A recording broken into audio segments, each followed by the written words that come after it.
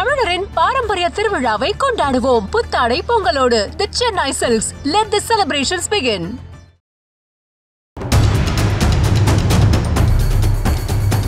தண்ணி அதிகமானதுனால தான் இந்த பிரச்சனை. டிடி அங்கே இருந்து அவருக்கு வைரல் ஃபீவர் அப்படின்னு சொன்னாலுமே இல்லை வைரல் ஃபீவர்னால இப்படி ஆகுமா அப்படின்னு பலர் கேள்வி எழுப்புறாங்க. டிடின்னு தெரியும், ஆனால் நமக்கு கேடின்னு தெரியாது. நேற்று தான் தெரிஞ்சுக்கிட்டோம்.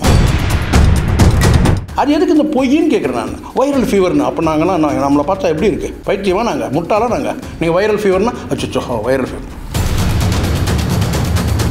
நடிகர் சங்கத்தை வச்சு 10 பேர் காப்பாற்ற கூட வக்கில்ல. அப்புறம் நடிகர் சங்கம் வச்சார். அதுக்கப்புறம் தான் இவருக்கு அப்படியே இப்படி ஆயிடுச்சு சொல்கிறான். பாருங்கள், எடுத்து பாருங்கள். விஜயகாந்த் நடிகர் சங்கம் தானே இருந்தார். உங்கள் கடன்லாம் ஒழிச்சார்ல. அவர் இறந்ததுக்கு ஏதாவது மரியாதை செஞ்சீங்க. அப்போ ஃபாரினில் லூட்டி அடிச்சிருந்தாங்க ஒரு பொண்ணோட சேர்ந்து. உண்மை தானே? எல்லோரும் பார்த்தோமா இல்லையா? பாலாவால் தான் இப்படி ஆச்சு. பாலா அவன் இவன் படத்தில் அவருடைய கண்ணை பார்த்தீங்கன்னா அப்படியே இயல்பாகவே மாற்றிட்டார். அப்படி மாற்ற முடியுமா? டாக்டராலே முடியாது. பாலா ஒரு கிட்டத்தட்ட ஒரு சைக்கோ மனநிலைன்றது எல்லாருக்கும் தெரியும். இதுக்கும் பாலாவுக்கும் தொடர்பு இல்லை. கேம் சேஞ்சர் படம் ஷங்கர்னுடைய இந்தியன் 2 படத்துக்கு அப்புறம் ரிலீஸ் ஆகிற படம். இப்போ ரிலீஸ் ஆகிறதுல தமிழ் ரிலீஸ் ஆகிறதுல என்ன சார் சிக்கல் இருக்குது? விடாமுயற்சி என்ன கேட்டால் அந்த கேம் சேஞ்சர் படம் ஒரே ஒரு தியேட்டரில் ஓடாது. 2 நாள் 1 நாள் ஓடாது. பகிரங்கமாக மிரட்டல்லாம் இருக்கான். உங்கள் படம் ஆந்திராவில் ஒரு தியேட்டரில் ஓடாது சொல்லி மிரட்டியிருக்காங்க. அப்போ இவங்கெல்லாம் என்ன பண்ணுவாங்க? லைக்காவும் ஷங்கருக்கு ஒரு விதத்தில் அழுத்தம் கொடுத்துட்ருக்காங்க அப்படின்னு சொல்கிறாங்களே. லைக் இந்தியன் 3 படத்தினுடைய வேலையை அவர் முடிச்சு கொடுக்காம கேம் சேஞ்சர் ரிலீஸ்க்கு போயிட்டாரு தான். இவங்களுக்குள்ள கிவன் டேக்கன் பேசி 80 கோடி சம்பளத்தை 30 கோடி கொடுத்தா போதும்னு சொல்லிட்டாரு. அதுக்கு கைமாறா நீங்கள் பண்ணால் விடாமுயற்சி படத்தை நீங்கள் ரிலீஸ் பண்ணாமல் தள்ளி வைக்கணும். அதுதான் செஞ்சுட்டாங்க. இப்போ இந்தியன் 2ல் வாங்கின அந்த அடைஞ்ச அந்த ஃபெயிலியர் இந்தியன் 3ல் மீட் எடுக்கணும். அப்போது இந்த கேம் சேஞ்சர் படம் ரிலீஸ் ஆகணும். அவருடைய பிராண்டு நிற்கணும். அஜித்தோட ரசிகர்கள் ஏமாற்றப்பட்டாங்க. அஜித்தே ஏமாற்றப்பட்டார் தான் நான் சொல்லுவேன் கண்டிப்பாக. ஏன்னா அவர் இப்போ அவர் ஜென்டில்மேன். படம் முடிச்சு கொடுத்தாச்சு. 2 படம் முடிச்சு கொடுத்தாச்சு. லைக்கா சங்கரோட அந்த அக்ரிமெண்ட்டுக்கு ஒத்து போயிட்டாங்க. One India filmy beat Tamil நேயர்களுக்கு வணக்கம். இன்றைக்கி நம்மளுடைய சினிமா ஸ்பெஷல் இன்டர்வியூவில் ஜேர்னலிஸ்ட் சேக்வரா அணிஞ்சிருக்காரு. பேசலாமாங்க? வணக்கம் சார். வணக்கம் சார். விஷால் நேற்று மதகஜராஜா இன்டர்வியூ அந்த ப்ரமோஷன் ஈவெண்ட்டில் அவருடைய கைகள் அடங்கியிருந்தது பலருடைய கேள்வியுமே எழுப்பியிருக்கு. அவருக்கு என்ன தான் ஆச்சு அப்படிங்கிறது. டிடி அங்கே இருந்து அவருக்கு வைரல் ஃபீவர் அப்படின்னு சொன்னாலுமே இல்லை வைரல் ஃபீவர்னால இப்படி ஆகுமா அப்படின்னு பலர் கேள்வி எழுப்புறாங்க. நீங்கள் என்ன சார் நினைக்கிறீங்க? படம் பேர் என்ன சொன்னீங்க? மதகஜராஜா. மதுகதராஜா இல்லைல்ல? ஏன்னா அப்படி தான் இருக்குது படம். மதுகதராஜா வந்தால் இப்படி சொல்லலாம், வேறெல்லாம் ஆடலாம். குடிச்சிட்டாரு, மது போதையில் வந்துட்டாருன்னு சொல்லிட்டு. ரெண்டாவது ஒரு விஷயம் நான் சொல்கிறேன். இது இந்த டிடி சொல்கிறதெல்லாம் டிடி ரொம்ப புத்திசாலியாக அந்த இடத்துல பூசி முழகியிருக்காங்கன்னு வேணால் சொல்லலாம். ஆனால் அதே சமயத்தில் ஆடியன்ஸை ஏமாற்றக்கூடாதுல்ல. ஆடியன்ஸ்கிட்ட பொய் சொல்லக்கூடாது. இங்கே எல்லாருக்கும் எல்லா விதமான நோய் எப்போ வேணால் வரலாம், என்ன வேணால் நடக்கலாம் இல்லையா? அதுவும் கொரோனாவுக்கு பிறகு நல்லா தெரியும். யாரெல்லாம் திடகாத்திரமாக இருந்தாங்களோ அவங்கெல்லாம் இறந்து போயிட்டாங்க. யாரெல்லாம் பலவீனமாக இருந்தாங்களோ அவங்கெல்லாம் உயிரோடு இருக்கிறாங்க. அதனால் எது வேணாலும் எப்போ வேணாலும் யாருக்கு வேணாலும் நடக்கலாம் இல்லையா? அதை விட்டுட்டு அவர் வைரல் ஃபீவர்னு சொல்லிட்டு, வைரல் ஃபீவர் இருந்தால் நான் கேட்குறேன், வைரல் ஃபீவர் தானே? அங்கே இன்னும் 2 பேர் உட்காந்துருந்தாங்க, 3 பேர் இன்னும் சொல்ல போனால். விஜய் ஆண்டனி உட்காந்துருந்தார், சுந்தர்சி உட்காந்துருந்தார், அதுக்கப்புறம் குஷ்பு கூட வந்தாங்க. ஒருவேளை இவருக்கு வைரல் ஃபீவராக இருந்தாக்கா அங்கே ஏசி ஆஃப் பண்ணியிருப்பாங்களா? ஏசி ஆஃப் பண்ணால் என்ன இருக்கும்? விஜய் ஆண்டனிக்கு வேர்த்திருக்குமா? சரி, விஜய் ஆண்டனி வேர்த்திருக்காதுன்னு வச்சுங்க, சரிங்களா? இவருக்கு சுந்தர்சிக்கு என்ன வேர்த்திருக்குமா? சார் 2 பேரும் அந்த மாதிரி ஏதாவது ஒரு ரியாக்ஷன் காட்டினாங்களா? நீங்களே சொல்லுங்கள். அதுக்கப்புறம் குஷ்பு வந்தாங்கன்னா மேக்கப்லாம் கலைஞ்சிருக்கும் அவங்களுக்கு. ஸோ இதெல்லாம் கேட்டால் யாராவது வைரல் ஃபீவர் உள்ளவங்க படம் ப்ரொமோஷன் உட்காருவாங்களா?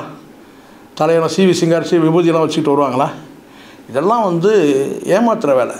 வைரல் ஃபீவர் வந்தால் கூட ஃபீவர் இருக்கும்போது சுயரிங் வரும். கரெக்ட் இல்லையா? ஃபீவர்லாம் முடிஞ்சு முகத்தெல்லாம் கழுவிட்டு விபூதியெல்லாம் வச்சுட்டு குளிச்சுட்டு பட்டு வெட்டலாம், அதுக்கப்புறம் தான் சுயரிங்லாம் வராது.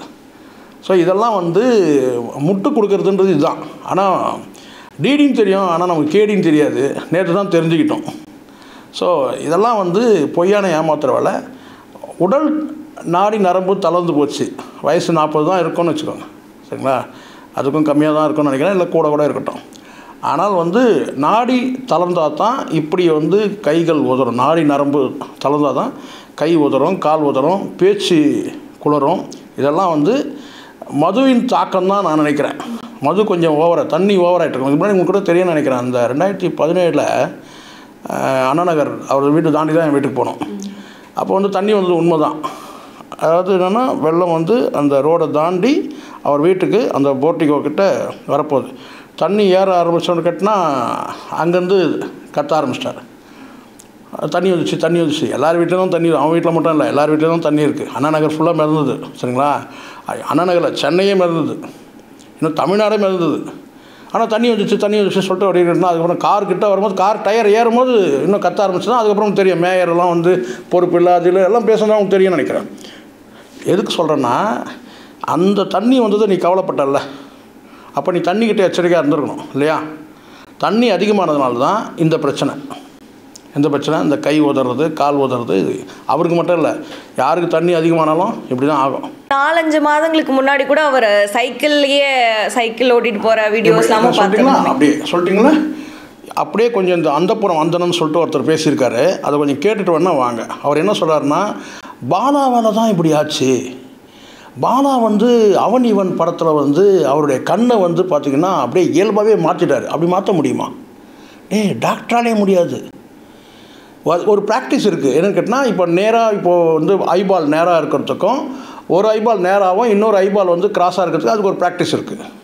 2 ஐபாலையும் ஒரே பக்கம் திருப்புறதுக்குன்றதுக்கு ஒரு ப்ராக்டிஸ் இருக்குது.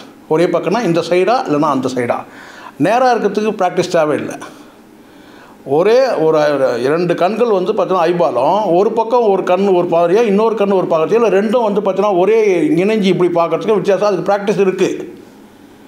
அது வந்து கிட்டத்தட்ட வருஷக்கணக்கில் அவர் அது மாதிரி பண்ணிட்டார். யார்? பாலா. அந்த படம் வந்து 13 வருஷம் ஆச்சு. கொட்டுறதுக்கும் ஊற்றுறதுக்கும் ஒரு அளவு வேணாமா? பாலா வந்து ஒரு கிட்டத்தட்ட ஒரு சைக்கோ மனநிலைன்றது எல்லாருக்கும் தெரியும். சினிமாலேயே ஒரு 4-5 பேர் இருக்கிறாங்க. இவனுங்க எடுக்கிறது தான் படம். இவனுங்க வந்து பாதி இவனுங்க எல்லாமே வந்து பாதி சைக்கோ தான். அது பாலாவாக இருக்கட்டும், மிஷ்கினாக இருக்கட்டும், இன்னும் ஒரு 4 பேர் இருக்கிறாங்க. அவனுங்க எடுக்கிறது தான் படம். அதை நம்ம பார்த்து ஆகணும். சிக்கிற தயாரிப்பாளர் செத்து போயிடுவான். நடிகர்கள் வந்து பார்த்திங்கன்னா அறப்பைத்தியம் ஆகிடுவான் அவங்கள மாதிரி. அதில் தப்பிச்சது சூர்யா மாதிரி ஆட்கள் தப்பிச்சிட்டாங்க. சொல்கிறேன் நான். சூர்யா, விக்ரம்லாம் கொஞ்சம் தெளிவான மனநிலை உள்ளவங்க தப்பிச்சிட்டாங்க. நான் இங்கே சொல்கிறது என்னென்னா, இதுக்கும் பாலாவுக்கும் தொடர்பு இல்லை. அந்தப்புறம் அந்தனன் சொல்கிறது எதுக்குன்னு கேட்டிங்கன்னா, இப்போ வணங்கான் படம் வருது, அவருக்கு விளம்பரம் வேணும். டைரெக்டாக போய் பாலா கிட்டே கேட்கலாம், எனக்கு ஆடு கொடுங்க எங்கள் சேனலுக்குன்னு சொல்லிட்டு. ஸோ அதுக்கும் இதுக்கும் இப்போ நீங்களே என்ன சொல்கிறீங்க, 4 மாதத்துக்கு முன்னாடி சைக்கிள் ஓட்டினதை நம்ம பார்த்தோமா இல்லையா? ஸோ இது வந்து நான் சொல்கிறேன்னு கேட்டால், சமீபத்தில் அவர் வந்து அதிகமாக வந்து மதுவுக்கு வந்து ஒரு மாதம் ஃபுல்லாகவே மதுவில் ஊறிட்டு இருந்தாலே இது ஆகிடும், ஆட்டோமேட்டிக்காக ஆகிடும். 1 மாதம் போதும். இதெல்லாம் 13 வருஷத்துக்கு முன்னாடி அவன் இவன் படம் வந்தது. அதுக்கப்புறம் எவ்வளோ நடிகர் சங்க தேர்தல் எப்போ வந்து 7 வருஷம் ஆச்சு. ஒரு முறை தேர்ந்தெடுத்தாங்க, 2வது முறை அவங்களே தேர்ந்தெடுத்துக்கிட்டானுங்க. தேர்தலாம் நடத்தலை. வயது மூப்பான நடிகர்கள்லாம் கேலி கிண்டல் பண்ணிங்க. சரத்குமாரையும் ராதாரவியும் அவங்க நடிகர் சங்கத்துக்காக செய்த தியாகத்தெல்லாம் வந்து மறந்துட்டு கேலி கிண்டல் பண்ணிங்க. 60 நாடக இயக்குநரில் வந்து இதே விஷால் தான் நீக்கினது. இதெல்லாம் வந்து நடிகர் சங்கத்துக்குள்ளே இருக்கிறது. அதுக்கும் வந்து ஒரு 2 இப்போ நான் சொல்கிறேன், ஒரு கிட்டத்தட்ட 40 வயது நபருள்ள ஒரு வயதுள்ள ஒரு நபர், ஒரு 2 நண்பர்கள் சேர்ந்து குடிக்க வச்சு கெடுத்துட்டாங்கன்னு சொன்னால் அது ஏற்றுக்கிற மாதிரி இருக்குமா? சின்ன குழந்தையா? நண்பர்கள்லாம் சேர்ந்து அவரை வேறு யாரையும் அருகிலே சேர்க்க விடலை. இந்த குடிகாரனுக்கு சப்போர்ட் பண்ணுவேன். நான் ஓப்பனாக சொல்கிறேன், இதில் தப்பே ஒன்றும் ஒளிவு மறைவில்லாமல் பேசணும். இது யதார்த்த நிலை. வேணால் டெஸ்ட் பண்ணி பார்த்துக்கலாம்.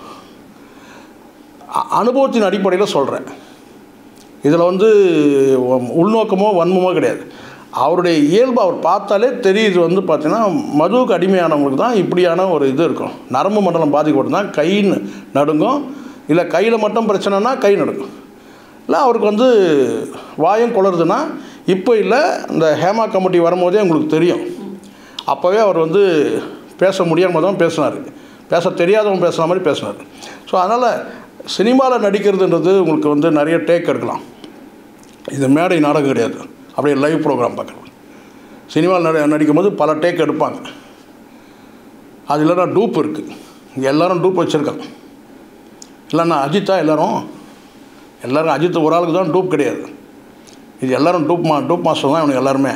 சும்மா அதெல்லாம் நான் சொல்கிறேன், இங்கே வயது மூப்பின் காரணமாக நடுக்கம். இப்போ நீங்கள் சொல்லுங்கள், வயது மூப்பின் கூட சரியான ஒரு உடற்பயிற்சி, தவறான பழக்க வழக்கங்கள் எதுவும் இல்லாமல் இருந்தால் அவங்களுக்கு இந்த மாதிரி நடுக்கம்லாம் வராது. வயது மூப்பில் நடுக்கம் வருது. ஒரு 70 வயசுக்கு மேலேனா, 60 வயசுக்கு மேலே வந்துடும்.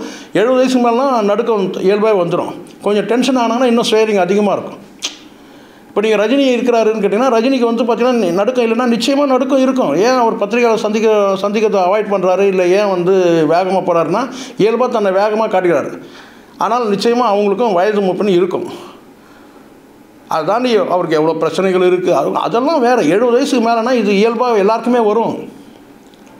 அதை தாண்டி எவ்வளோ உழைக்கிறாங்கன்றது முக்கியம். அதை தாண்டி அவர் இன்றைக்கி சினிமாவில் 3 படம் அடுத்தடுத்து கமிட் ஆகிறாரு, அது வேறு. இவர் 40 வயசில் இந்த மாதிரி இருக்குன்னா, இது கடந்த காலத்தில் நீங்கள் எல்லாத்துக்கும் பெரிய உதாரணம் இருக்குமா. இவங்க அதை பார்த்து திருந்தணும். ஒழுக்கம் இல்லைன்ற அடிப்படையில், ஒழுக்கம் இல்லாமல் தவறான பழக்க வழக்கங்களுக்கு அடிமையானால் இப்படி தான் கை ஓத்துறோம், கால் ஓத்துறோம், வாய் ஓத்துறோம், எல்லாம் இதெல்லாம் இந்த மாதிரி ஆட்கள் தான் இந்த பீலா பிஸ்மி, அந்த படம் இந்த மாதிரி ஆட்கள்லாம் உருட்டுறதுக்கு வேணால் பயன்படும். நான் ப்ராக்டிக்கல் உண்மையை பேசணும்னு நினைக்கிறேன். தப்பு ஒன்றும் இல்லை, ப்ராக்டிக்கலாக சொல்லுங்கள், எனக்கு இந்த ப்ராப்ளம் இருக்குது. அதுக்காக நீங்கள் குடிபோதம் சொல்ல வேணாம். எனக்கு உடல்நிலை சரியில்லை, நான் ட்ரீட்மெண்ட்டில் இருக்கிறேன். ஆனால் அந்த மாதிரியான விஷயங்களை அவர் லத்தி படம் வரும்போது இல்லாமல் சொல்லியிருந்தார், என்ன ட்ரீட்மெண்ட்டில் இருந்திருக்கேன். எல்லாரும் நான் கேட்குறேன், அஜித் ட்ரீட்மெண்ட்டில் இருந்தார். அவர் உடம்பெல்லாம் ஆப்ரேஷன், அஜித் நடுமுதுகில் ஆப்ரேஷன் எல்லாம் இருக்குது. அவங்கெல்லாம் யாரும் மறைக்கவே இல்லையே. யாரும் மறைக்கிறாங்க? அது எதுக்கு இந்த பொய்ன்னு கேட்குறேன் நான். வைரல் ஃபீவர்னு அப்போ நம்மளை பார்த்தா எப்படி இருக்குது? பைத்தியமாக நாங்கள், முட்டாளாக நாங்கள். நீங்கள் வைரல் ஃபீவர்னா அச்சோ வைரல் ஃபீவர் தப்பு. அதுதான் நான் சொல்கிறேன். இப்போ நான் தவறுன்னு சொல்லணும், எல்லாருக்கும் வரும்ன்ற நான். எல்லாருக்கும் எப்போ வேணால் எது வேணால் நடக்கும். நான் தான் காலையில் கிளம்புனா இப்போ மயக்கச்சி விழுந்தான் பார்த்தா கை உடஞ்சிச்சு, அதுக்கு என்ன செய்ய முடியும்? எல்லாருக்கும் நடக்கும் இதெல்லாம். ஆனால் மதகஜராஜா அந்த ப்ரெஸ் மீட்டில் சுந்தர்சி சொல்கிறாரு, ஒரு சாமர்சால்ட்ட ஒரு ஆக்ஷன் சீக்வன்ஸ் இருக்கும்போது அதுலேயுமே அவர் தலைகீழாக பல்ட்டி அடிக்கும்போது ஒரு சிக்கலை ஏற்பட்டது. அந்த மாதிரி ஆக்ஷன் சீக்வன்ஸில் அந்த மாதிரி வெளியே வந்துடும்மா. அந்த மாதிரி தான் வெளியே வந்துடும். படப்பிடிப்பில் ஏதாவது பிரச்சனைனா அது மாதிரி அஜித்துக்கு எத்தனை முறை வந்திருக்கு, செய்தி வந்திருக்கு. படப்பிடிப்பில் பிரச்சனைனா அது வந்துடும், செய்தியாக வரும். நீங்கள் மூடி மறைக்க எவ்வளோ. இப்போ நான் கேட்குறேன், எல்லாமே என்ன நீங்கள் எப்போ ஷூட்டிங் போயிருக்கீங்களா? சுற்றி எவ்வளோ கூட்டம் இருக்குது தெரியுமா?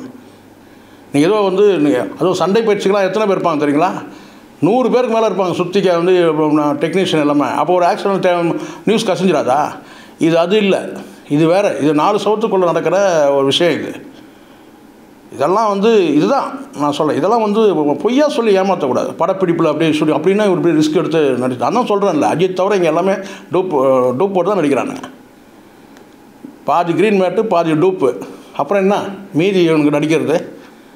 ஆனால் சம்பளம் மட்டும் பாருங்கள், எல்லாம் வாங்குறத பாருங்கள், 150 கோடி 200 கோடி. அதே சொல்கிற இன்னொரு பாவ மூட்டையும் சேர்த்துப்பானுங்க. இவனெல்லாம் பாவ மூட்டை சேர்த்துக்கிறது தானே. அதெல்லாம் இப்போ தான் நான் சொல்கிறேனே, இந்த 2 சைடில் இப்படி இருக்கிறாங்க. ஒற்றுமையே இல்லை. நடிகர் சங்கம் ஒற்றுமையாக இருக்கா? முதல்ல நடிகர் சங்கத்துக்கு ஒரு நடிகர் சொல்கிறேன், நடிகர் சங்கத்தில் அவர் வந்த பிறகு அப்படியே அவருக்கு ஒரு வளையமே உருவாயிடுச்சு. என்ன அப்படி கீழ்ச்சிட்ட நடிகர் சங்கத்துக்கு போயிட்டு அந்த கட்டிடமும் முடியல, உனக்கும் கல்யாணமும் ஆகலை. நீ சொல்லிட்டு தான் இருக்கிறீங்க வசனம், அந்த டைலாக்லாம் கேட்டுன்னு தான் இருக்கிறான். முதல்ல ஒற்றுமை இருக்கணுமா? முதல்ல சங்கன்றது என்ன தெரியுமா? யூனியன்னா என்ன? ஒற்றுமையே இல்லாமல் பாக்கியராஜ் எவ்வளோ பெரிய லிஜெண்டாக அவரை தூக்கி நீக்கி விட்டீங்க சங்கத்திலேருந்து. ஏல் அழகப்பன் எவ்வளோ பெரிய தயாரிப்பாளர், எவ்வளோ காலம். இப்போது இன்றைக்கி தயாரிப்பாளர்லாம் ரிஸ்க் எடுத்து படம் எடுத்துகிட்டு இருக்கிறாங்க. அது தானுவாக இருக்கட்டும், ஏல் அழகப்பன் எவ்வளோ ப்ரொடியூசர்லாம் இருக்கிறாங்க. அவர் மகன் உதயா அவரை நீக்கிட்டாங்க. அவங்களாம் ரொம்ப ஜென்டில், ரொம்ப என்னென்னா அதிர்ந்து கூட தப்பாக பேசாத நபர்கள். தப்பான பேச்சே வராது. அவங்க நீங்கள் பேசினா கூட பேச மாட்டாங்க. அந்த மாதிரி உதயா நிற்கணும். ஐஸ்வரி கணேஷ் பல பேருக்கு இன்றைக்கி பென்ஷன் கொடுத்துருக்கிறாரு. எத்தனை படத்தில் அவர் நடிச்சிருப்பார் ஐஸ்வரி கணேஷ்? நீங்களே சொல்லுங்கள். அவங்க அப்பா பெரிய நடிகர், எம்ஜிஆர் கூட நடித்தவர், எம்ஜிஆரால் உருவாக்கப்பட்டவர். அவர் பார்த்தீங்கன்னா அவருக்கு என்ன தலைவிதி? எல்லாருக்கும் பென்ஷன் இன்னும் கொடுத்துட்ருக்கிறாரு நடிகர்கள். இப்போது நடிகர் சங்கத்தில் வந்து இவர் பெருசாக உழைச்சி அப்படியே இது மாதிரி ஆயிடுச்சுன்றான் சில பேர். அதெல்லாம் நம்புற மாதிரி இருக்கா விஜயகாந்த் அவர்? நான் கேட்குறேன். இன்னும் கடனில் தானே வச்சுருக்காங்க நடிகர் சங்கத்தையும் அவங்க. போண்டாமணி இறந்து போய்ட்டால் 10 பைசா கொடுக்கறதுக்கு கதி இல்லை அவங்க. எத்தனை வந்து காமெடி நடிகர் வந்து ஐயோ அம்மான்னு கத்தி ஆப்ரேஷனுக்கு இல்லை, அதுக்கு இல்லை, இதுக்கு இல்லை, இவரு விஜய் வருவாரா, அஜித் வருவாரா, அவர் வருவாரா, இவர் வரான்னு நடிகர் சங்கத்தை வச்சு 10 பேர் காப்பாற்ற கூட வக்கீல். அப்புறம் நடிகர் சங்கம் வச்சார். அதுக்கப்புறம் தான் இவருக்கு அப்படியே இப்படி ஆயிடுச்சு சொல்கிறான். பாருங்கள், எடுத்து பாருங்கள். நடிகர் சங்கத்தை வச்சு நீங்கள் என்ன பண்ணீங்க? கட்டணம் சொல்லிட்டு தான் இருக்கீங்க. அங்கே என்ன வேலை இருக்குங்க? செத்து போகிற நடிகனுக்கு வந்து உங்களுக்கு 10 ரூபா கொடுக்க கதி இருக்கா உங்களுக்கு? அதுக்கும் வந்து பார்த்தீங்கன்னா ஒரு பென்ஷன் கொடுக்குறது ஐஸ்வர்ய கணேஷ் தான் கொடுத்துட்டுருக்கிறார் இன்றைக்கும். நான் எதுக்கு அவங்களெல்லாம் நீங்கள் புறந்தள்ளிட்டீங்க? நான் சொல்கிறேன், இங்கே அரசியலுக்கு அப்பாற்பட்டு நடிகர் சங்கம் ஒரு யூனிட்டாக இருக்கணும். சரி, அதுதான் அப்படி ஆயிடுச்சு. கலைஞருக்கு வந்து ஒரு விழா எடுத்தாங்கல்ல, தயாரிப்பாளர் தான் செஞ்சு விழா எடுத்தாங்க. நடிகர் யாரா போனீங்க? ஒரு 50 பேர் 100 பேர் 200 அவ்வளோதான் இருந்தீங்க. யாராவது ஒட்டுமொத்தமாக. சரி, விஜயகாந்த் இறந்து போயிட்டார், அதை விட்டுருங்க, அரசியல் சொல்லுவீங்க. கலைஞரோட அரசியல் தலைவர் கரெக்ட் அப்படி கூட சொல்லுவீங்க. விஜயகாந்த் நடிகர் சங்கம் தானே இருந்தார். உங்கள் கடன்லாம் ஒழிச்சார்ல. அவர் இறந்ததுக்கு ஏதாவது மரியாதை செஞ்சீங்க? அப்போ ஃபாரினில் லூட்டி அடிச்சுருந்தாங்க ஒரு பொண்ணோட சேர்ந்து. உண்மை தானே? எல்லோரும் பார்த்தோமா இல்லையா? எல்லாம் நான் தான் நிறைய சொல்ல வேண்டியது இருக்கேன். இதெல்லாம் வந்து நீங்கள் இருந்து ஒன்றும் சாதிக்க, ஏதாவது உங்கள் மனசாட்சியே விட்டுற இந்த கேள்வியெல்லாம். இன்றைக்கி வரைக்கும் சொல்லுங்கள். என்ன பார்த்தீங்கன்னா ஒவ்வொரு மாவட்டத்துலேருந்து இன்றைக்கி வந்து அங்கே வந்து ஏழை ஜனங்களுக்கு சோறு போடுறாங்க இதே விஜயகாந்தோட நினைவகத்தில். நீங்கள் அரசியல்லாம் அப்பாற்பட்டு ஒரு நாளைக்கு நீங்கள் செய்யலாம். நடிகர் சங்கம் சார்பாக ஒரு நாளைக்கு வந்து ஒரு 100 பேர் சாப்பாடு போடுங்க பார்க்கலாம். எதுவுமே இல்லை, வெல்ஃபேர் ஆக்டிவிட்டிஸ் எதுவுமே கிடையாது. விஜயகாந்த் மாதிரி வந்து பார்த்தோன்னா மகாத்மா விஜயகாந்த் வந்து தமிழ்நாட்டோட மகாத்மா. ஆனால் ஏதாவது செஞ்சீங்களா நீங்கள்? எல்லாம் தான் டிக்கெட்டாக அரசியல், பிரேமலதா, சதீஷ் இப்படி தான் சொல்லுவீங்க. அவர் இறந்ததுக்கே நீங்கள் போகலை யாருமே. நடிகர் சங்கம் சார்பாக ஏதாவது போனீங்க? தனித்தனியாக சீன் போட்டிங்க, எல்லாம் பார்த்து தானே இருந்தோம். ஸோ அதனால் நடிகர் சங்கத்தால் இவருக்கு அப்படி ஆயிடுச்சு இதெல்லாம் கிடையாது. அடிப்படை காரணம் ஒழுக்கம் இல்லை. நான் சொல்கிறேன், இந்த டிடி வந்து நம்மக்கிட்ட இந்த காது குத்துறவெல்லாம் வச்சுக்கூடாது. இதெல்லாம் வந்து அவருக்காக பேசலாம். ரசிகர்களை ஏமாற்றாதீங்க. ரசிகர்கள்ட்ட உண்மையை சொல்லுங்கள். எல்லாருக்கும் வரக்கூடியது தான். ரகுவரன் ஒரு நடிகர் இருந்தால் தெரியுமா உங்களுக்கு? தெரியுமா? வில்லன் நடிகர். அவர் ஆரம்பத்தில் சம்சாரம் மின்சாரம் படம் எடுத்து பாருங்கள். வசன உச்சரிப்பு எல்லாம் அவ்வளோ கரெக்டாக இயல்பாக சாதாரணமாக இருக்கும். அதுக்கப்புறம் படிப்படியாக அவர் வந்து போதைக்கு அடிமான பிறகு அவர் பேச்சு ஸ்டைலு, இந்த கை உதறது இதெல்லாம் ஒரு மாதிரி ஆயிடுச்சு. அதுக்கப்புறம் அது ஸ்டைலாகவே ஆகிட்டு கடைசி வரைக்கும் அவர் வந்து அப்படியே காலமாயிட்டார். நல்ல நடிகர், ஆனால் அற்புதமான நடிகர். ஆனால் போதையில் அடிமைன்னு உங்களுக்கு தெரியும். சொல்கிறேன், அந்த மாதிரி இன்னும் பல பேர் இருக்கிறாங்க. கார்த்திக்லாம் வந்து போதைக்கு, இந்த கார்த்திக் இல்லை, கார்த்திக் சொல்கிறேன். கார்த்திக்லாம் இந்த மாதிரி போதைக்கு அடிமையாகி அதுக்கு பிறகு வந்து அது வந்து இவங்கெல்லாம் ஒரு ஸ்டேஜுக்கு மேலே. இதனால் என்ன ஆகுன்னு கேட்டிங்கன்னா, தயாரிப்பாளர்கள்கிட்ட இவங்க ஏன் படம் அடுத்தடுத்து கமிட் ஆகணும்னா, தயாரிப்பாளர்கிட்ட இவங்க வந்து வாக்குறுதி கொடுத்தாங்கன்னா அந்த படத்தை இவரை வச்சு எடுத்தாக்கா இவர் குடிச்சு படுத்து பாருங்க, ஷூட்டிங் வரமாட்டார், அப்புறம் இவர் எதுக்கு வச்சுருக்குங்க அப்படின்னும் போது படம் கடந்து போயிடும். இன்றைக்கி வேகமாக போயிட்டுருக்குமா, அடுத்தடுத்து ஆளுங்க வந்துட்டாங்கல்ல. இன்றைக்கி சிவகார்த்திகேயன் நீங்கள் வந்து நிற்கிறாருன்னா டெடிக்கேஷன், விஜய் சேதுபதி வந்து நிற்கிறாருன்னா டெடிக்கேஷன் தான். ஐயோ அவங்களாம் குடிக்கதே இல்லை, அவங்களாம் குடிப்பாங்க, ஆனால் லிமிட்டாக இருக்கும். அடிமையிடம் ஒரு லெவலோடு இருப்பாங்க. ரைட், ஓகே, முதல் தொழில் தான் முக்கியம், அப்படி இருப்பாங்க. நான் யாருக்கும் சர்டிஃபிகேட் பண்ணல, சொல்கிறேன். நான் குடிக்காது எனக்கு தெரியாது. ஆனால் வந்து டியூட்டியில் வந்து கான்சியஸோடு இருக்கிறாங்க. நீங்கள் டியூட்டி கான்சியஸ் விட்டு ஃபுல் டைம் நீங்கள் ஊற்றினா, வீட்டுக்குள்ளே தண்ணி வந்ததை பற்றி கவலைப்பட்டேன், ஆனால் உள்ளே எவ்வளோ தண்ணி இறங்குறதை பற்றி நீ கவலைப்பட்டுருனல்ல. ஸோ அதனால தான் இந்த பாதிப்பு. அதனால தான் கண்டிப்பாக இல்லை, ரிப்போர்ட்டை வெளியிடுங்க. உண்மையிலேயே அவர் வந்து மலேரியாவில் தான் இருந்தாருன்னா ரிப்போர்ட்டை வெளியிடுங்க. டிடி எப்படி சொல்கிறாங்க மலேரியா ஃபீவர்னு சொல்லிட்டு, இங்கே நம்ம உட்கார வச்சு காது ஊற்றிட்டு இருக்காங்க. அவங்க தப்பு, சரியான தகவல் கிடையாது, பொய்யான தகவல். இங்கே இதெல்லாம் இயல்பாக எல்லா மனிதருக்கும் எல்லா வியாதியும் வரும். இந்த சில மனிதர்களுக்கு இந்த மாதிரி கெட்ட பழக்கங்கள் இருக்க தான் செய்யுது. நடிகர்கள் மட்டும் விதிவிலக்கு கிடையாது, எல்லாருமே இருக்கிறாங்க தான். ஆனால் அதை வந்து மூடி மறைச்சா தான் பிரச்சனை. கேம் சேஞ்சர் படம் ஷங்கர்னுடைய இந்தியன் 2 படத்துக்கு அப்புறம் ரிலீஸ் ஆகிற படம். கிட்டத்தட்ட இந்தியன் 2 எப்படி ரொம்ப வருஷமாக எடுத்துகிட்டு இருந்தாங்களோ அதே மாதிரி தான் கேம் சேஞ்சருக்குமே அந்த ரொம்ப ஆண்டு காலமாக எடுத்துகிட்டு இருந்த ஒரு படம். இப்போ ரிலீஸ் ஆகிறதுல, தமிழ் ரிலீஸ் ஆகிறதுல என்ன சார் சிக்கல் இருக்குது? இல்லை, நீங்கள் இந்தியன் 2வும் கேம் சேஞ்சரும் நீங்கள் ஒன்றா சொல்ல முடியாது. இந்தியன் 2 வந்து 5 வருஷமாக எடுத்தார், சரிங்களா? இது வந்து 2 வருஷம் கூட இருக்காது, 1.5 வருஷம் இருக்குன்னு நினைக்கிறேன். இது ரெண்டுத்தையும் ஒப்பிட முடியாது. அது ரொம்ப லாங் பீரியடாக எடுத்தார். பிரம்மாண்ட இயக்குனர்லாம் இப்போ அந்த மாதிரி பேர் ஆயிடுச்சு. நீண்ட காலமாக எடுத்தாங்கன்னா, முன்னாடி வந்து நிறைய பொருட்செலவு எடுத்தாங்கன்னா அவங்க வந்து பெரிய இயக்குனர்கள். இப்போ நீண்ட வருஷமாக எடுத்தாங்கன்னா, யாராவது ஒரு நல்ல இழிச்சவன் தயாரிப்பாளர் கிடச்சாங்கன்னா ஒரு நீண்ட வருஷமாக எடுப்பாங்க. ஒரு 4 வருஷம் 5 வருஷம் எடுத்தாங்கன்னா பெரிய இயக்குனர்கள். அப்படி தான் இப்படி போயிட்டுருக்கு சினிமா. ஸோ இந்த கேப்பில் தான் வந்து கேட்டால் வந்து வேற்றுமொழி படங்கள் வர்றதை நம்ம பார்க்குறோம். 3 மாதத்துக்குள்ளே எடுத்த படம் தான் இப்போது மேக்ஸ்னு ஒரு படம் சொல்கிறாங்க, அவர் தானவே சொல்கிறார். ஸோ இந்த படம் நீண்ட காலமாக எடுக்கிறவங்க பிரம்மாண்ட தயாரிப்பாளர், பிரம்மாண்ட இயக்குனர் அந்த பேர் வந்து பார்த்திங்கன்னா இன்னும் கொஞ்ச நாளாக உடஞ்சிடும்னு நினைக்கிறேன் அநேகமாக. ஏன்னா அடுத்தடுத்து அடி வாங்கினா சரியாயிடும். அது மாதிரி தான் கங்குவா வாங்குச்சு, இந்தியன் 2 அப்படி தான் ஆச்சு. அவர் 2 வருஷம், இந்தியன் 2 3 வருஷம், 5 வருஷம். ஸோ 5 வருஷம் ஆனதுக்கு நிறைய இடையில வந்து கொரோனாலாம் வந்தது. அது சில காரணங்கள் இருக்குது, சில ஆக்சிடென்ட் ஆச்சு, உங்களுக்கு தெரியும் நினைக்கிறேன். 2 பேர் இறந்தாங்க. அதெல்லாம் ஒரு வருஷம் 2 வருஷம் மைனஸ் பண்ணால் கூட ஒரு 3 வருஷமாக எடுக்கப்பட்ட படம் கூட சொல்ல முடியும் இதை இந்தியன் 2. ஸோ இப்போ வந்து கேம் சேஞ்சர் வந்து இப்போ வந்து ரிலீஸ் ஆகிறதுக்கு ஆக்கியே தீரணுன்ற ஒரு என்ன சொல்கிற ஒரு வகையான ஒரு கான்ஸ்பிரசி, ஒரு சதித்திட்டம் வந்து தீட்டப்பட்டிருக்குதான் நான் நினைக்கிறேன். என்னென்னா, சங்கர் வந்து பிராண்ட் வந்து இந்தியன் 2ல் வந்து விழுந்துடுச்சு. அந்த பிராண்டை தூக்கி நிறுத்தணும். கேம் சேஞ்சர் மூலமாக தான் அந்த பிராண்டை தூக்கி நிறுத்த முடியும், வேறு படங்கள் எதுவும் இல்லை. இந்த படத்தை வந்து தூக்கி நிறுத்தும் போது ஒரு என்ன சொல்கிறேன்னு கேட்டிங்கன்னா வந்து இங்கே வந்து ஒரு போட்டி இருக்கக்கூடாது. சங்கருக்கு எப்போயுமே போட்டி இருந்தால் பிடிக்காது. போட்டியே இல்லாமல் ஒரு படம் மட்டும் ரிலீஸ் ஆகணும். அப்போ தியேட்டர்லாம் வந்து காலியாக இருக்கணும்.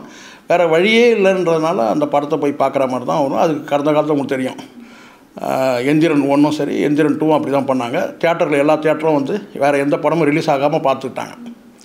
ஸோ அதே மாதிரி ரூட்டை வந்து இந்த விடாமுயற்சி வராத அளவுக்கு பார்த்துக்கிட்டாங்க. அதுதான் நடந்திருக்கு. விடாமுயற்சி வந்தால் கேம் சேஞ்சர் வந்து தியேட்டர் இல்லாமல் போகும். ஸோ அப்போ வந்து இவருடைய பிராண்டு நிற்கணும். அதுக்காக வந்து என்ன செஞ்சிட்டாங்கன்னா ஒரு ஒரு ஒரு கணக்கு போட்டு என்ன செஞ்சிட்டாங்க, குட் பேட் அக்லியும் விடாமுயற்சியும் ஒரே நேரத்தில் தயாராகி ரெடியாக இருந்த சூழ்நிலை. விடாமுயற்சிக்கு சில வேலைகள் இருந்தது உண்மை. ஆனால் கிட்டத்தட்ட பொங்கலுக்கு அதை வெளியிட முடியும், அதுக்கான சூழலாம் இருந்தது. ஆனால் இவங்க என்ன செஞ்சிட்டாங்கன்னா வந்து மைத்திரி ப்ரொடக்ஷனில் பேசி குட் பேட் அக்லியை வந்து வெளியிடாத அளவுக்கு இவங்க என்ன இருக்குன்னா பேசும்போது அவங்க ஒத்து வரல. அவங்க வெளியிடறதுக்கு ரெடியாக இருந்தாங்க. விடாமுயற்சி வரலன்னா நாங்கள் வெளியிடுவோன்ற மாதிரி இருந்தாங்க. அப்படி தானே கணக்குன்னு சொல்லிட்டு அவள் விடாமுயற்சி வந்து கேட்டால் ஒரு அனௌன்ஸ்மெண்ட் கொடுக்க வச்சாங்க, பொங்கலுக்கு நாங்கள் ரிலீஸ் பண்ணுறோம் அப்படின்னு சொல்லிட்டு என்ன சொன்ன உடனே அவங்க என்ன சொன்னாங்க, 4 மாதம் தள்ளி போட்டாங்க குட் பேட் அக்லி. எல்லாம் ரெடியாக இருக்கிற சொன்னு கேட்டால் இப்போ வந்து என்ன கேட்டால் இல்லை எங்களுக்கு இன்னும் வேலைகள் முடியல, எங்களுக்கு வந்து பேரமௌண்ட் பிக்சர்ஸில் பேரம் நடந்துகிட்ருக்கு, இன்னும் முடியல, அதனால் வந்து விடாமுயற்சி வராதுன்னு சொல்லிட்டு லைக்கா ப்ரொடக்ஷன் வந்து பேக் வாங்கிட்டாங்க. இப்போ ரூட்டு கிளியர் ஆகிடுச்சு. இப்போ கேம் சேஞ்சரை வெளியிடுறாங்க. ஏன் வந்து சங்கருடைய பிராண்ட் நிற்கணும்னு நினைக்கிறாங்கன்னா, அடுத்தது இந்தியன் 2 ப்ராஜெக்ட் வந்து அவர் பண்ணணும். அப்போது பிராண்டு நிற்கணும். சங்கர்ன்ற பிராண்ட் நின்று தான் இந்த கேம் சேஞ்சரும் வந்து படமும் வந்து ஃபெயிலியர் ஆகிடுச்சு, இல்லை வந்து போகலன்னா இந்த பிராண்டு கீழே வரும்போது கேட்டிங்கன்னா பெரிய எதிர்பார்ப்பு இந்தியன் 3ல் வந்து பண்ண முடியாது. ஸோ இந்தியன் 2ல் வாங்கின அந்த அடைஞ்ச அந்த ஃபெயிலியர் வந்து இந்தியன் 3ல் வந்து மீட்டு எடுக்கணும். அப்போது இந்த கேம் சேஞ்சர் படம் ரிலீஸ் ஆகணும், அவருடைய பிராண்டு நிற்கணும். அப்போது அதுக்காக லைக்கா வந்து பெண்ட் ஆகிடுச்சின்னு சொல்லணும், அவ்வளோதான். சங்கர் சொன்ன அந்த பிளானுக்கு வந்து லைக்கா வந்து பெண்ட் பண்ணதுக்கு காரணம் கேட்டால் லைக்காவோட ப்ரொடக்ஷன் தான் இந்தியன் 3 வரப்போகுது. 2வும் அப்படி தான். லைக்காவும் சங்கருக்கு ஒரு விதத்தில் அழுத்தம் கொடுத்துட்ருக்காங்க அப்படின்னு சொல்கிறாங்களே. லைக் இந்தியன் 3 படத்தினுடைய வேலையை அவர் முடிச்சு கொடுக்காம கேம் சேஞ்சர் ரிலீஸ்க்கு அவர் போயிட்டார் தான். இவங்களுக்குள்ள கிவன் டேக்கன் பேசி 80 கோடி சம்பளத்தை வந்து 30 கோடி கொடுத்தா போதும்னு சொல்லிட்டாரு. அதுக்கு கைமாறாக நீங்கள் பண்ணால் விடாமுயற்சி படத்தை நீங்கள் வந்து ரிலீஸ் பண்ணாமல் தள்ளி வைக்கணும். அதுதான் செஞ்சுட்டாங்க. 2 பேருக்குள்ள நடந்த கிவன் டேக்கன் தான் அது. இதில் வந்து அஜித்தோட ரசிகர்கள் வந்து ஏமாற்றப்பட்டாங்க. அஜித்தை ஏமாற்றப்பட்டார் தான் நான் சொல்லுவேன் கண்டிப்பாக. ஏன்னா அவர் வந்து இப்போ அவர் ஜென்டில்மேன், படம் முடிச்சு கொடுத்தாச்சு, 2 படம் முடிச்சு கொடுத்தாச்சு. அப்போது வந்து இந்த இடத்துல வந்து லைக்கா வந்து சங்கரோட அந்த அந்த அக்ரிமெண்ட்டுக்கு ஒத்து போயிட்டாங்க. 80 கோடி சம்பளம் வாங்குறது வந்து 30 கோடி கொடுத்தா போதுன்றாரு. அடுத்தது ப்ராஜெக்ட் வேறு ப்ராஜெக்ட் எடுக்காமல் இந்தியன் 3 முடிச்சு கொடுக்குறேங்கிறாரு. ஏற்கனவே ஒரு 1 ஹவர் ஃபுட்டேஜ் இருக்குது. இவ்வளோ இருக்கும்போது வந்து பார்த்தீங்கன்னா அவர் கேட்குறது என்ன, ஒரு 20 நாள் தள்ளி போட சொல்கிறார். அவ்வளோதானே, தள்ளி போட்டால் போச்சு, என்ன பார்த்துக்கலாம். எப்படி இருந்தாலும் அஜித் ரசிகர் எப்போ இருந்தாலும் பார்க்க தான் போகிறாங்க. ஏன் 2 வருஷமாக வந்து எடுக்கலையா அப்படி சொல்லிக்க வேண்டியதான். அப்படி அதுக்காக பண்ணது தான். முழுக்க இதான் காரணம். மற்றவங்க உருட்டுறதெல்லாம் என்னால் உருட்ட முடியாது. என்ன பிரச்சனை இருந்தாலும் நான் பார்த்துப்பேன். இதுதான் உண்மை. இது வந்து ஒரு என்ன கேட்டால், இன்னொரு பக்கம்னு கேட்டால் தெலுங்கு சினிமாவோட லாபி வந்து பெருசு. ஸோ அவங்க வந்து பார்த்திங்கன்னா வந்து ஒரு வேலை வந்து அழுத்தம் வந்து அவங்க சைட்லேருந்து வந்திருக்கும் கண்டிப்பாக. ஏன்னா ராம் சரணுன்னா சாதாரண அடி கிடையாது. இந்த ஐகான் ஸ்டார் வந்து இவன் அல்லு அர்ஜுன் கொடுத்தது. அதில் ஆந்திர சினிமா அரண்டு உருண்டு போயிருக்கு. அப்போ இந்த இடத்துல வந்து தன்னுடைய நிலையை வந்து காட்டி ஆகணும், ஸ்டாண்ட் பண்ணி காட்டணும். ராம் சரணுக்கு அந்த நெருக்கடி இருக்குது. அவங்க அது சினிமா லாபி பெருசு, ஆந்திரா சினிமா லாபி. ஸோ அப்படி பண்ணாமல் இங்கேயும் பெரிய லாபி தான். ஆனால் இங்கே வந்து ஒற்றுமை இல்லை. இங்கே நடிகர் சங்கம் ஒற்றுமை இல்லை, தயாரிப்பாளர் சங்கம் ஒற்றுமை இல்லை, இயக்குனர் சங்கம் எல்லாமே ஒற்றுமை இல்லாமல் இருக்கிறாங்க. எல்லாமே வந்து இப்போ வந்து ஆந்திர சினிமாவை வந்து சார்ந்து இருக்கிற மாதிரி ஒரு சூழல் ஆயிடுச்சு. ஒரு காலத்தில் ஆந்திர சினிமா வந்து ஷூட்டிங் கூட இங்கே தான் வந்து எடுப்பாங்க. இப்போ வந்து அந்த மாதிரி ஆயிடுச்சு. ஸோ ஆந்திர சினிமா வந்து இங்கே ஆட்டம் ஜாஸ்தி ஆகிடுச்சு. இப்போ அப்படி தான் ஆகிடுச்சு. இப்போ இவங்களுடைய லாபி வந்து சுருங்கிடுச்சு. அதனால் நீங்கள் இதுதான் உண்மையான விஷயம். இதை வந்து சில பேர் உருட்டுறாங்கன்னா விளம்பரம் வாங்கி உருட்டுவானுங்க. இந்த இந்த வலைபேச்சில் உருட்டுறாங்க இல்லையா. இந்த நயன்தாரா சொன்னாங்களே 3 குரங்குகள், அவங்களுக்கு விளம்பரம் கொடுத்தாச்சு. கேம் சேஞ்சருக்கு விளம்பரம் கொடுத்தாச்சு. பாருங்கள், எடுத்து பாருங்கள். ஸோ விளம்பரம் கொடுக்குறப்ப விடுதலை வந்து ஒன்றுமே இல்லை. செகண்ட் பார்ட் அவருக்கே தெரியும். யாருக்கு? வெற்றிமாறனுக்கே தெரியும். இன்னும் சொல்லப்போனால் சூரி வந்து அந்த படத்தில் ஆரம்பத்தில் கடைசியில் அவ்வளோதான். ஆனால் சூரி பிரமாதமாக நடிச்சாருன்றோம். விஜய் சேதுபதியோ அங்கே நடிக்கவே இல்லைடா, படத்திலே இல்லை ஆள். ஆனால் ஏன்னா அட்வர்டைஸ்மெண்ட் கொடுத்தாச்சு விடுதலை டூ. கேம் சேஞ்சரும் விளம்பரம் கொடுத்தாச்சு. அதனால் நீங்கள் ஒரு கதை சொல்கிறீங்க, பேரமௌண்ட் பிக்சர்ஸ் வந்து அமௌண்ட் செட்டில் பண்ணல. இது என்ன பேசுகிறது? இவ்வளோ பெரிய ப்ராஜெக்ட் 2 வருஷமாக எடுக்கிறீங்க. பேரமௌண்ட் பிக்சர்ஸ் வந்து பணம் வந்து செட்டில்மெண்ட் பண்ணாமல் இருப்பீங்க. எல்லாம் முடிச்சாச்சு, படம்லாம் ரெடி கண்டிஷன் தான். வெட்டி ஓட்டலன்னாங்க. அதை விட பெரிய ஒரு ஜோக் என்னன்னு கேட்டிங்கன்னா, இந்த சென்சாரில் இருக்கிற லீவ் போட்டு போயிட்டானுங்க. இந்த ஒரு விளம்பரத்துக்கு எவ்வளோ போய் சென்சாரில் இருக்கிற லீவ் போட்டு போயிட்டானுங்க. நான் ஒரு 17 இயர்ஸ் நான் கவர்மெண்ட் சர்வீஸில் வந்திருக்கேன். சென்ட்ரல் கவர்மெண்ட் சர்வீஸில் ஒரு 3 டிபார்ட்மெண்ட்டில் நான் வந்து ஸ்டேட் கவர்மெண்ட்லேயே இருந்திருக்கேன்.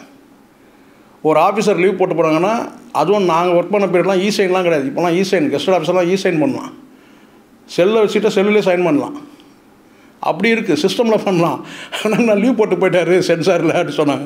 அதுக்கப்புறம் அதை நான் உடச்ச பிறகு இப்போ சொன்னாங்க என்ன, இப்போ வந்து சென்சார் சர்டிஃபிகேட் வந்துடுச்சு. ரைட், சென்சார் சர்டிஃபிகேட் வந்துடுச்சிங்க, வெட்டி ஒட்டியாச்சுங்க, பேரமௌண்ட்டில் வந்து பேமெண்ட்டாக எல்லாம் செட் ஆகிடுச்சிங்க, ரிலீஸ் பண்ண வேண்டியது தானே. ஏன் பண்ணல? இப்போ இவங்களே நான் இப்போ சொன்ன பிறகு உண்மையான காரணம் இதுதான் சோனியா. ஏன்னா எல்லாம் வந்து செட்டில் ஆகிடுச்சு. அவங்களுக்கு லைக்காவுக்கும் சங்கருக்கும் நடக்கிற அந்த டீல், அதனால் அவங்க வந்து விடாமுயற்சி ரிலீஸ் பண்ணாமல் தள்ளி போட்டாங்க. அவ்வளோதான். ஒரு 20 நாள் கலெக்ஷன் பார்த்துட்டாக்கா வந்து பிராண்ட் நின்றுடும்னு நினைக்கிறாங்க. சங்கரோட பிராண்ட் நிற்கும், ராம் சரணுக்கும் வந்து ஒரு சாட்டிஸ்ஃபைட். விடாமுயற்சி கேட்டால் அந்த கேம் சேஞ்சர் படம் ஒரு தியேட்டரில் ஓடாது. இன்னும் 2 நாள் 1 நாள் ஓடாது. ஏன்னா அஜித்தோட பவர் அப்படி. அப்போ அஜித்தோட படத்தை வந்து இப்போ மற்ற படங்கள் அவங்க பிரச்சனையே கிடையாது. மற்ற படங்கள் வந்து எல்லாம் வந்து தியேட்டர் கொடுக்கலாம் அவங்க வந்து ஃபைட் பண்ணி கேட்க மாட்டாங்க. எல்லா ப்ரொடக்ஷனும் அப்படி தான். 10 படம் ரிலீஸ் ஆகுதுன்னா எல்லாமே லோ பட்ஜெட் படங்கள், வணங்கான் மட்டும் பேசக்கூடிய அளவில் இருக்குது. இதில் விக்ரம் படமும் தள்ளி வச்சிட்டாங்க. அதுவும் பகிரங்கமாக மிரட்டல்லாம் இருக்காங்க. உங்கள் படம் ஆந்திராவில் ஒரு தியேட்டரில் ஓடாது சொல்லி மிரட்டியிருக்காங்க. அப்போ இவங்கெல்லாம் என்ன பண்ணுவாங்க? இவங்கெல்லாம் அதை வந்து பீட் பண்ணோன்னா ஒன்று ரஜினி மாதிரி ஒரு பெரிய சூப்பர் ஸ்டார் இருக்கணும், அஜித் மாதிரி ஆட்களால் தான் முடியும். ஆனால் ப்ரொடக்ஷன் கம்பெனியே வந்து பெண்ட் ஆகும்போது அவங்க என்ன செய்ய முடியும்? இதில் இன்னசென்ட் தானே. அஜித் வந்து இதில் என்ன, அவருடைய பார்ட் என்ன இருக்குது? அவர் படம் முடிச்சு கொடுத்துட்டார். படத்தை வெளியிடுறது அந்த கம்பெனி வந்து அவங்களோட வந்து பெண்ட் ஆகி போகுது. அது காரணம் அவங்களுக்கு வந்து பிஸ்னஸ். ஸோ முழுக்க தயாரிப்பு நிறுவனங்கள் பண்ணக்கூடிய அரசியல். இதில் வந்து பிராண்டை நிற்க வைக்கணும். 2 பிராண்டை நிற்கணுன்றது அவங்க எதிர்பார்க்குறாங்க. ஒரு பிராண்டு சங்கர் வந்து நிற்கணும், இன்னொரு பக்கம் வந்து ராம் சரணும் நிற்கணும். அதுக்காக வந்து கேட்டால் இங்கே பலிகடாக்குறாங்க. ஆக மொத்தம் இனிமேல் வந்து இது மாதிரியான தாக்குதல்கள் வந்து வேற்று மாநிலத்திலேருந்து நிறைய வரும், தொடர்ச்சியாக வரும். இது ஒரு சாம்பிள் தான், இது தொடர்ச்சியாக வரும். அப்போ தமிழ் சினிமா இங்கே அழியிறதை பற்றி யாருக்கும் கவலை இல்லை. வலைபேச்சுக்கு வந்து ஒன்றுமே இல்லை. அவங்க ஒரு விளம்பரம் கொடுத்தா போதும். இப்போ அடுத்த விளம்பரம் வரல, கதையை எடுத்து விட்றானுங்க. இவனில் கண்ணை கோணை ஆக்கிட்டாரு. கண்ணு நேராக தானே இருக்குது விஷாலுக்கு, சொல்கிறான் பாருங்கள். அப்போ ஒரு விளம்பரம் கேட்குறாங்க. இப்போ பாலா கிட்ட வந்து வணங்கானுக்கு ஒரு விளம்பரம் வந்துச்சுன்னா படம் ஆக ஓஹோன்னு. ஸோ விளம்பரத்துக்காக நான் அப்படி பேசலை, இருக்கிற ஃபேக்டை உண்மையை பேசுகிறேன். பிரச்சனை என்ன வந்தாலும் நான் பார்த்துக்கிறேன். இதுதான் உண்மை. ஆந்திர சினிமா அரசியல் இங்கே தமிழ்நாட்டில் வந்து விடாமுயற்சி ரிலீஸ் ஆகாத போயிடுச்சு. அதுக்கு காரணம் இந்தியன் 3 மேக்கிங் அதை பண்ணக்கூடிய சங்கருடைய பாலிடிக்ஸ் தான் காரணம். நிகழ்ச்சியில் கலந்துக்கிட்டு உங்களோட கருத்துக்களை பகிர்ந்துக்கிறேன். நன்றி. தமிழரின் பாரம்பரிய திருவிழாவை கொண்டாடுவோம் புத்தாடை பொங்கலோடு. The Chennai Silks. Let the celebrations begin.